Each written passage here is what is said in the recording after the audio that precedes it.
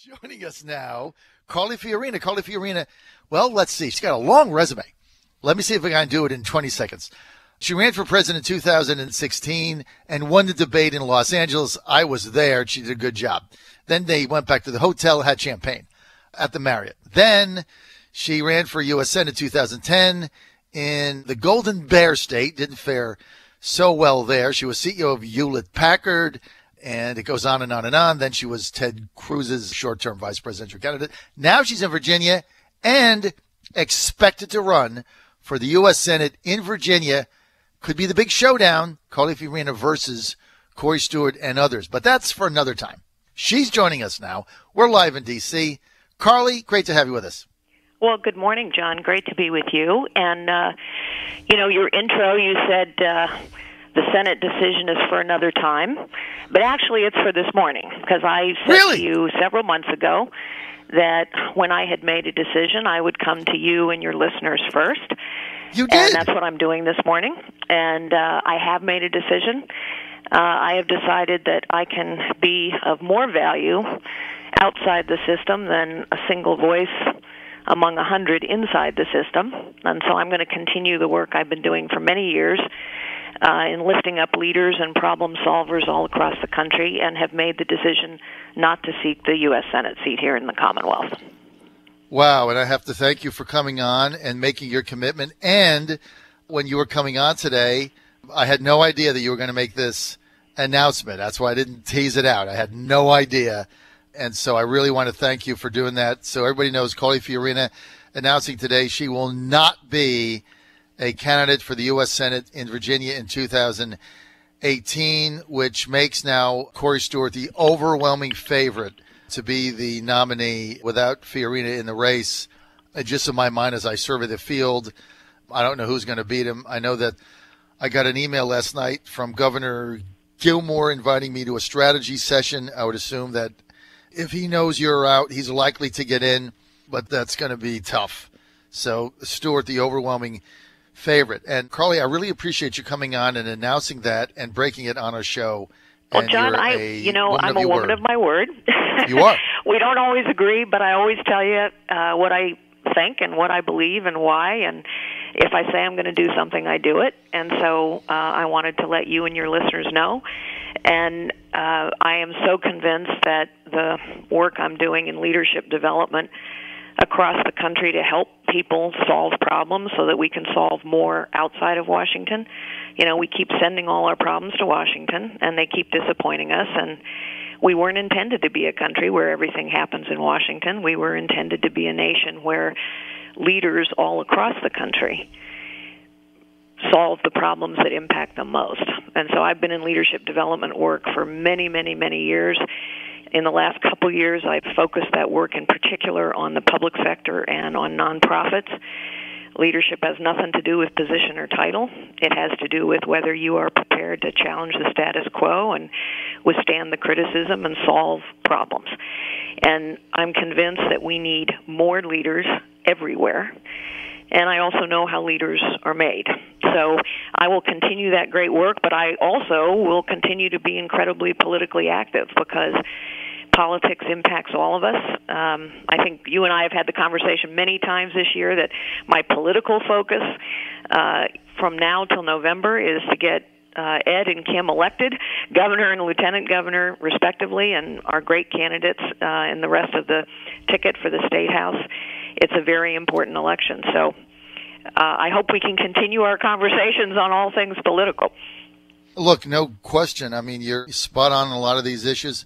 And I am going to say, though, that I'm disappointed you're not running for the U.S. Senate. I think you would have made the race fascinating. And at the end of the day, I thought you were most likely going to win this race. And I think Tim Kaine might be a little more vulnerable than people think he is. I know you say you can make more of an impact on the outside. What was the real catalyst behind your decision, and what do you see yourself doing in that line, Carly Fiorina, going forward? Well, I have been doing leadership development work for many, many years, many decades, in fact, and have spent a lot of time inside businesses developing leaders. In the last couple years, in the last year plus in particular, I've focused more of my attention on nonprofits across the country and the public sector. Let me quickly say that people get confused about what leadership is. It is not about your position and title. There are loads of people with big titles and a lot of power who do not lead. Leadership is about actually solving problems. And there are very specific human qualities that a leader possesses: courage, character, collaboration, optimism. We've talked about all those things over the months with your listeners, John. And they're very specific tools and disciplines that leaders need to understand. And I have a very good understanding of that. I've developed a curriculum over the years, and I want to lift leaders up wherever they are and develop them. And so we have curriculum, we have foundations, we have partnerships designed to do this. Again, I've been doing it in the corporate world for a long time, but now really focusing on the public sector and the nonprofit space, because we have so many difficult problems, and they cannot all be solved in Washington. And the more problems we send to Washington, the bigger the bureaucracy gets, the more money we spend, and the more disappointed we are. And yet, in nonprofits, in the public sector generally, people haven't invested in leadership capacity. Look, I know from experience that everyone is capable of leadership. It is a human quality. But not everyone has the opportunity to learn that. Not everyone has the opportunity to develop the disciplines and the behaviors. And so I'm going to continue to help people do that and highlight for citizens across the country the leaders that are standing among them that may not be famous, may not have any position or title, but actually are making a difference every day in solving problems. Because I think in a citizen government, we need to lift our citizens up who are making a difference every day. Okay, well, let's get then to some of the issues that I know you want to make a difference and weigh in on, Carly Fiorina. And regardless of whether you're running for Senate or not, we still want to have you on our show all the time because you're so informative and so insightful, and it's a great dialogue. So President Trump had it with Republican leadership, done with Paul Ryan, done with McConnell, had enough, cuts a separate deal with the Democrats, and basically says this: well, the Democrats will run this town anyway, so we're going to do 3 months, we're going to extend the debt, we're going to bust the caps, but we're only going to do it for 90 days because you really need to get me a budget instead of these stupid continuing resolutions. But in return for that, I want the money for Harvey. And now I got 90 days to get tax reform done, which could revitalize the nation's economy. And he throws Ryan and McConnell under the bus, who said, well, we wanted, 18-month extension. No, he doesn't want that. So he makes a deal with Pelosi and McConnell. What do you think and why? Well, first I have to say, Schumer, I'm set aside whether it's 18 months or 3 months. It's really hard for me to understand why a clean Harvey relief bill couldn't have been passed. I mean, obviously Harvey is an extraordinary circumstance, and we're looking at another one coming up in Florida. And I think there was broad bipartisan support that Harvey victims had to get relief. So for me personally, I don't understand why we couldn't have just had a clean Harvey relief bill. Secondly, whether it's Democrats or Republicans or Trump or Obama or Bush, set aside the particular people, it's just amazing to me that Congress and the White House have been struggling along on continuing resolutions and debt ceiling fights for how long now? A decade? More than a decade? I mean, yes. Wow. There is no other institution in America that would get away with this. Just no budget. A refusal to deal with fundamental things like what is our budget, what is our plan, how much money are we going to spend. So to me, it is an extraordinary display of the continued dysfunction in Washington, D.C. that frustrates all of us. With regards to the particular deal, look, I hope President Trump is right. I hope that by making this deal with Democrats, he has more leverage with them now over tax reform. I hope that's true. I think we're going to see whether that's true, because I don't trust Schumer and Pelosi. I'm concerned when Nancy Pelosi says to President Trump, please tweet out that the DACA kids have nothing to worry about, and Trump does it.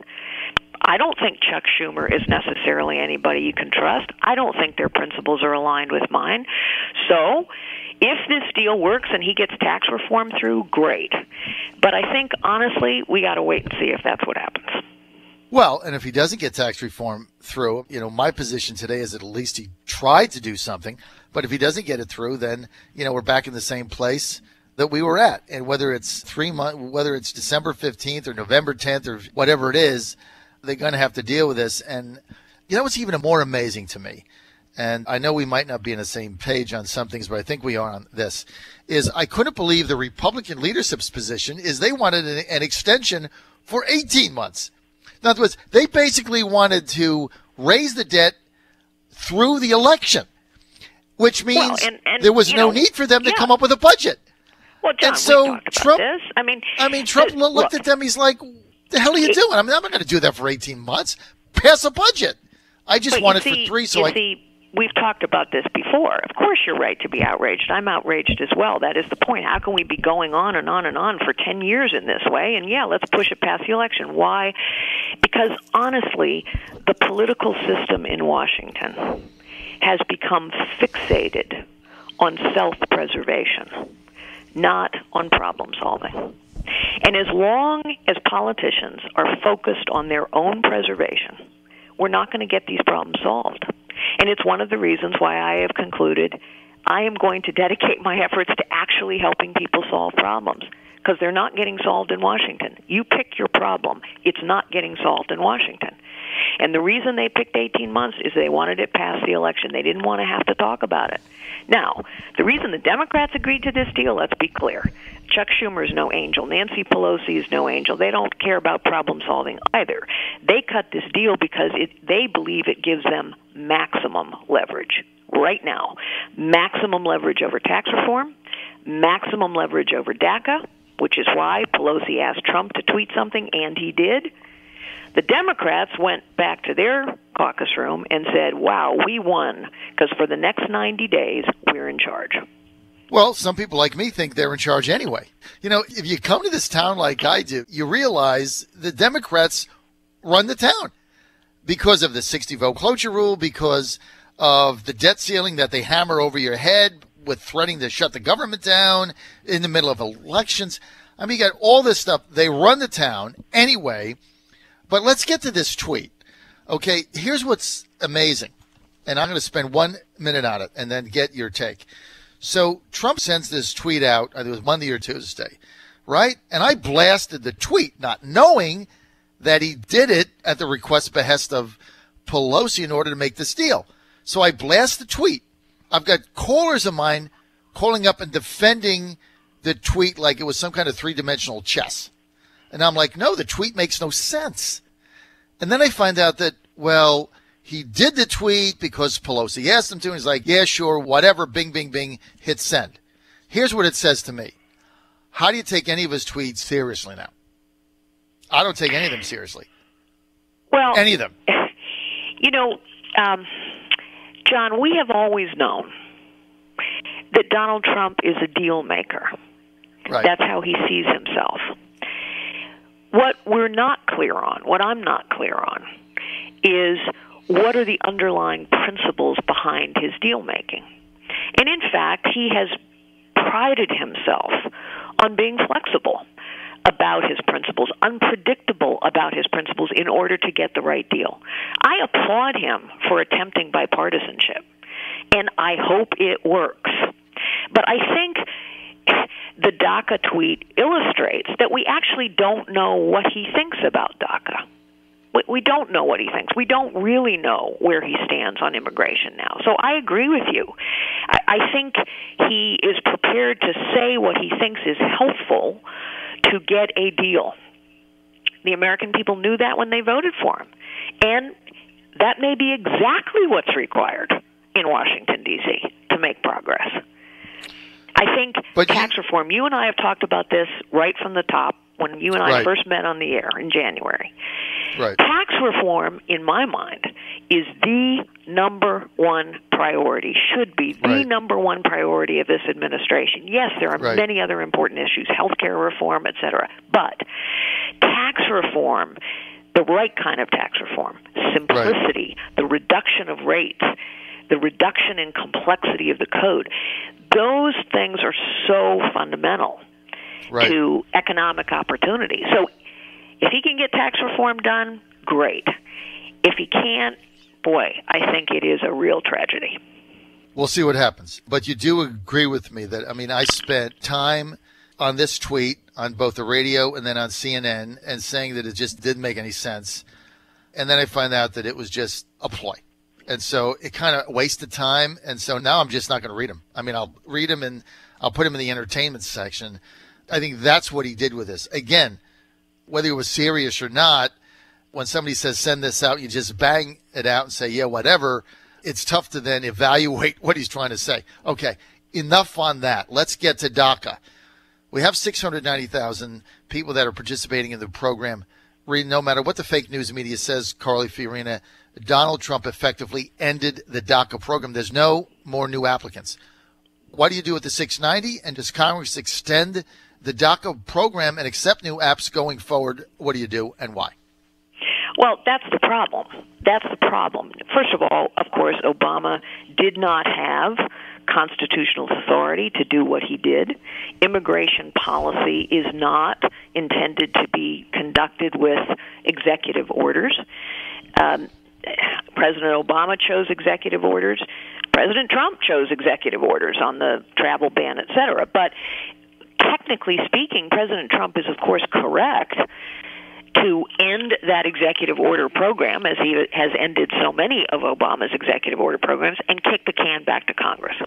The problem, of course, is that by kicking the can back to Congress in a 6-month window, boy, has he loaded up Congress's agenda with a lot of really difficult issues. They're doing tax reform. He wants them to do health care reform. They have the debt ceiling, to your point. They have a continuing resolution. Now he's thrown DACA on top of it. Let's just talk, strictly speaking, about deal-making. That's a really tough agenda. And unfortunately, the Democrats have huge leverage with DACA. They have huge leverage with DACA. Why? Because people are sympathetic to these kids. I am. Why? Because even Republicans have said, please don't end the program right now. So, yes, it's created a lot of chaos. You have states suing the federal government. You have Nancy Pelosi asking President Trump to tweet something to calm the situation down. Yes, it's created chaos for the next 6 months. It's made a difficult congressional agenda even more difficult, and unfortunately, I believe it has given Democrats more, not less, leverage. Are you in favor of amnesty for the 690 that are in the program now? Look, I said in 2010, when I was running for the Senate, that if a kid has been brought here underage through no fault of their own, and they want to become a productive worker in this society, that we should let them. So I've always thought that. I've also said that you cannot have this program dangling out by itself, that you can't deal with those people until you do the basics. Let's secure the border. Let's reform the visa program, which is a mess. Let's get our legal immigration program put together in a way that makes sense for America. I've been saying all of those things together since 2010, and it is what I say to you today. All right. So sounds like you're in favor of amnesty for the 690,000 people that are in the program now. Are you also in favor of continuing to take applications? No. And by the way, you know, priorities matter. The order of things matter. So if you have a 12-year-old kid who's doing everything right and wants a work permit at 18, I have a hard time saying that's a bad idea. But it is also true that we should have been securing the border all along so that we didn't have another wave of undocumented, unaccompanied children flooding across the border in 2012.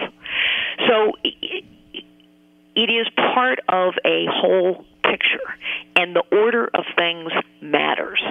And this is why I think Democrats now have leverage. I think President Trump believes that he's going to do a deal with the Democrats where they give him his wall if he gives them DACA.